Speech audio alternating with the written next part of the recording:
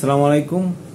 আজকে ভিডিওটার মূল উদ্দেশ্য হচ্ছে ভিটামিন এ প্লাস ক্যাপসুল খাওয়া নিয়ে আছে। মূলত যাদের বয়স 6 মাস থেকে 11 মাস, এর জন্য যাদের শিশু আছে, বাংলাদেশ সরকার থেকে বিভিন্ন স্বাস্থ্য কেন্দ্রে বা ইপিআই কেন্দ্রে এখন কিন্তু ভিটামিন এ ক্যাপসুল খাওয়ানো শুরু হয়ে গেছে।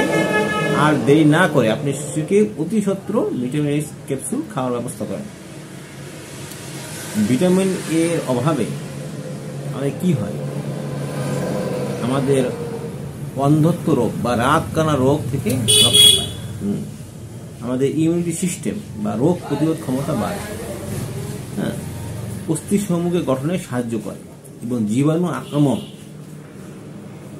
থেকে দেহকে রক্ষা করে।